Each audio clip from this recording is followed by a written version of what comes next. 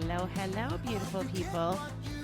So, this is part 2 of my initial couple days of how to deal with the death of my biological father.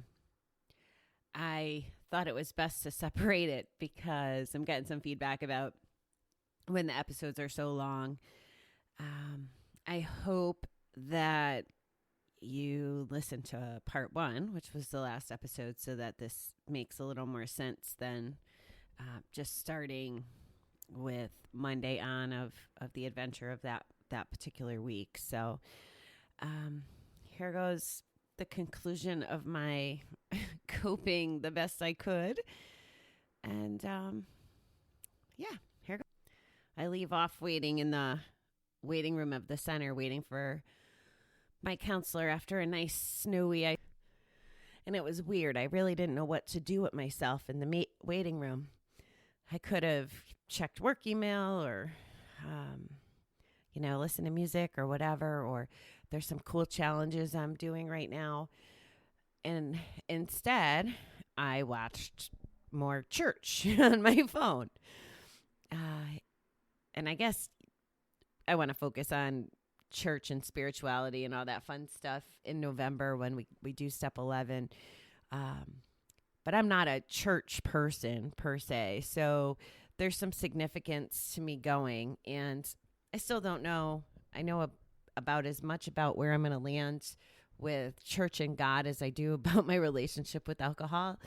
But I just know that it's my step 11 work and I need to do it. So I started going last year, and maybe it was to help for moments like this. It definitely, I definitely get value out of what I hear when I go.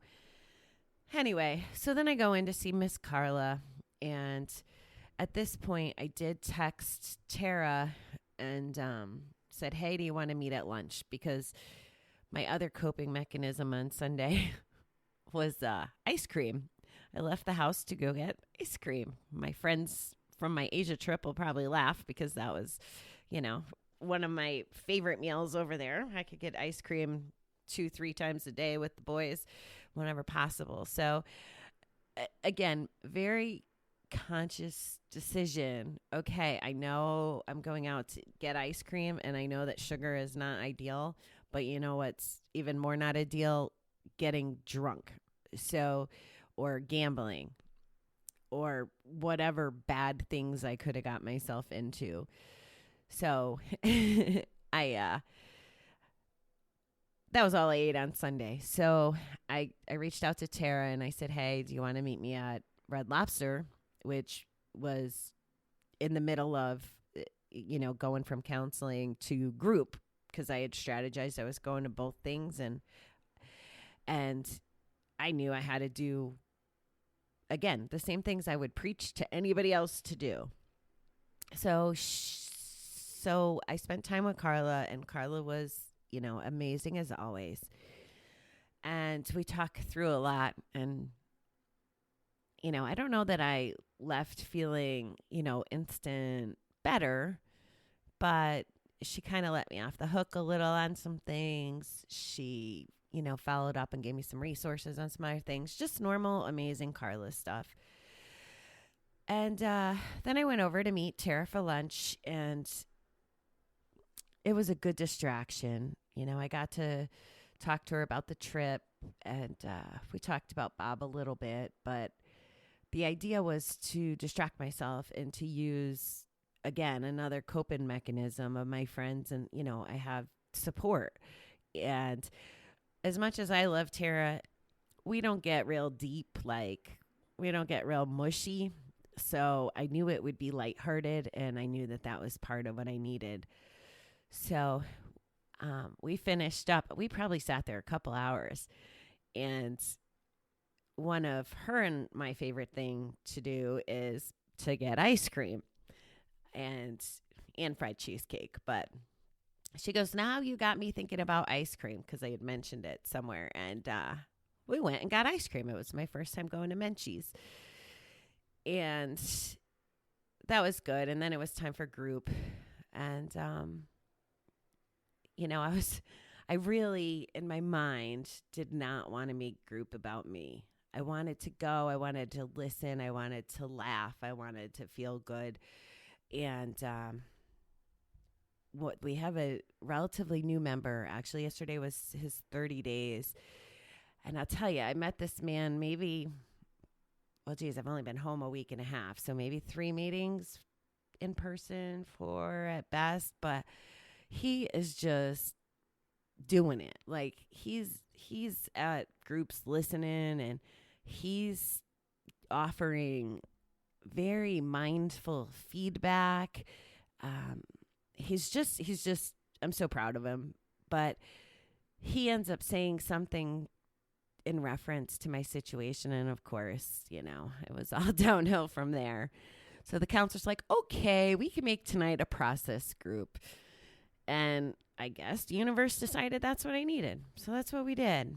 And it was me, and it was actually a small group, which is weird. So normally we're like busting at the seams, but there was only about a half a dozen of us, but it was just the way it was supposed to be. And, the guys were very supportive and helpful. I don't know, just so caring. And I really did. I left there feeling, again, another bit better.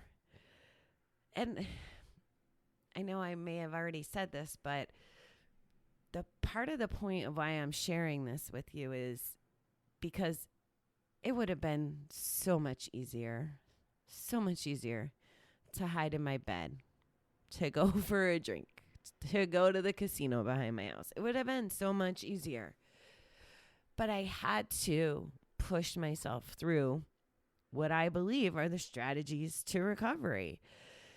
And the other piece that I realized was so important, because I said to Carla, I said, maybe the sober trip was to prepare me for this. Like I've said all along that the Asia trip, the universe was telling me to go, and I didn't know why.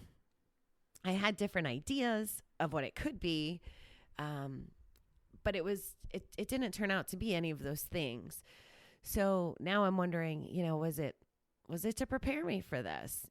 Because if I wasn't doing the right things every day, not just the trip, but if I didn't read my meditations every day, if I wasn't doing my step 10, 11, 12 work, if I wasn't doing the work, if I wasn't, like I'm taking these challenges online that I alluded to. One of them's about brain health.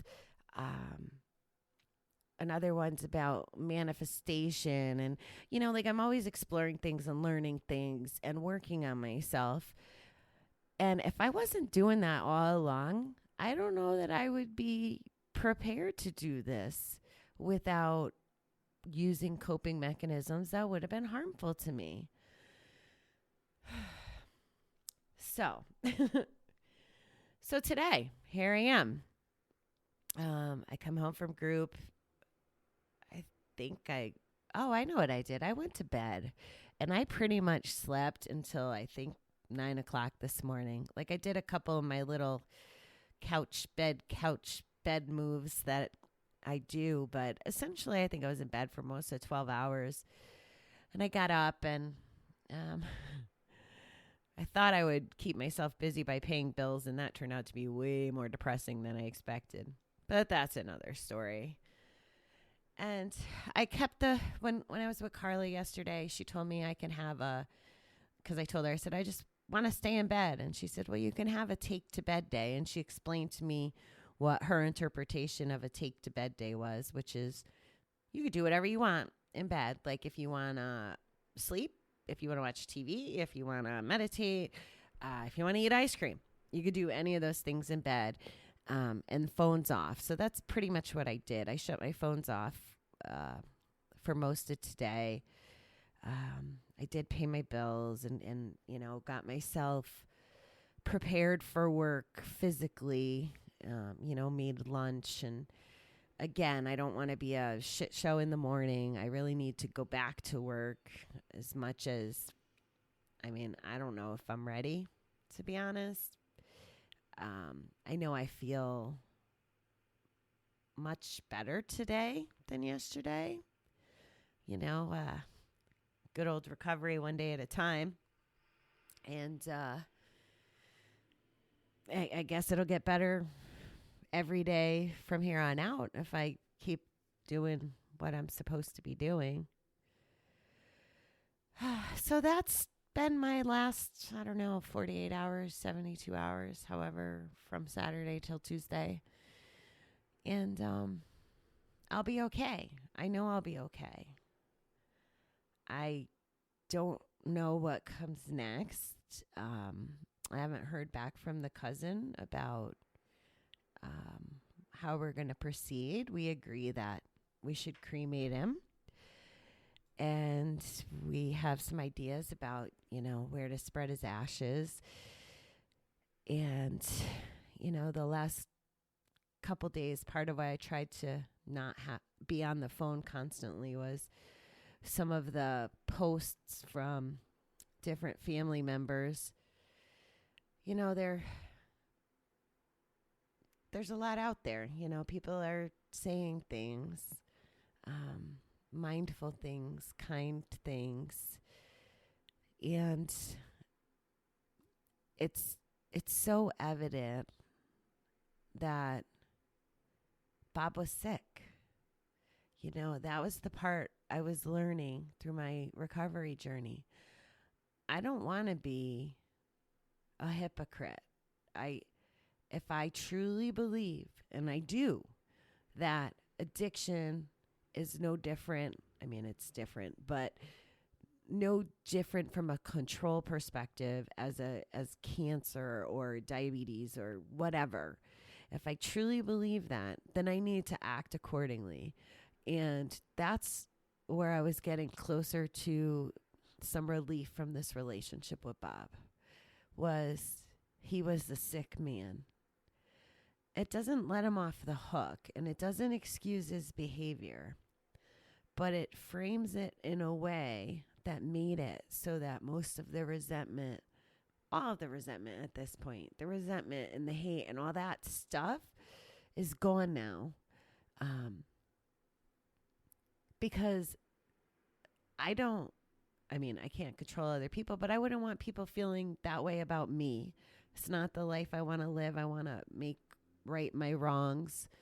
That's the other part of the alcohol conversation for me is when I did my step work for gambling, as far as, making the amends, I feel like I didn't hurt as many people with my gambling as I have drinking. And I might have said this somewhere along the way. Once things come out of my mouth, unfortunately, I forget what I said sometimes, which is why I'm doing a brain class to try to help my memory. Anyway, so with my drinking, I feel like I did more stupid things or maybe hurt more people. So that's part of what was my exploration of that. But is the timing of this a reinforcement that I need to end my relationship with alcohol forever? I don't know the answer to that yet. I wonder, though. I really do wonder. And I'm sharing this because also there might be people that haven't thought about their alcohol, gambling, whatever substance or behavior that might be impacting their life, to let you know, first of all, you're not alone. Second of all, there's help out there, and there's, a lot of resources and coping strategies, as I just kind of ran through. But also, I'm telling my story today, not from my usage perspective as much as someone impacted by the addiction. I've said the last few years. And in Gamblers Anonymous, there's part of the combo book that asks, is knowing why we gambled important? And the book essentially says, no, not really. But it's more about fixing it. So I focused on that, right? But I believe, and I believe I've said this to y'all, that I believe I ended up a gambling addict in the effort to not become an alcoholic. And I'm still, working through that if it worked or not thing. But I'm the person on the other side of the addiction in this case. And this is how it impacted my life. And this is what I need to do to be, a survivor in this instance. And so if you are one of the people who, like I said, is questioning your behavior, this is a snippet of how other people could be impacted. If you're one of the people that's been impacted, these are some of the coping, survival skills, whatever. They could be applied to you too, as easily as to us, the compulsive gambler, or, us, the alcoholics, whatever. It's working. I'm sitting here, and although I've had to press pause a couple times to go blow my nose, the sobbing has kind of started to die down. I can't really meditate still so good, but the thoughts are slowing down, the racing, doing what I've been doing all along definitely set the stage for surviving the last couple days. And, yeah. So we know I love to end every show with a positive quote. And I just want to say that there is some positive in all this. First of all, I wouldn't be here if it wasn't for Bob. My sister called that out in her post on Facebook, and it's a very profound, accurate statement. And the next part is, and I had this realization, the last few months or so. I'm a believer, and I'm growing more and more in a believer that everything happens for a reason. But I can look back on all my experiences and all my life, good or bad, and appreciate that they're bringing me to this moment right here, right now. And honestly, without my journey of life with Bob in it or not in it, however it's defined, I wouldn't be here right now. I wouldn't be talking to you. I wouldn't hopefully be helping someone. Did that come out wrong? I wouldn't. Hopefully I'm helping people by sharing this, because I'll tell you what, I am being as freaking vulnerable and transparent as I've ever been. And I'd like to think it was for something, but I wouldn't be even able to do that without the journey I've been on. So here's today's quote. I think that this fits in. It's from, of course, someone else I can't pronounce. His name is Chuck Palahniuk. Another tough one. Anyway, here goes. We all die. The goal isn't to live forever. The goal is to create something that will. Thank you, beautiful people.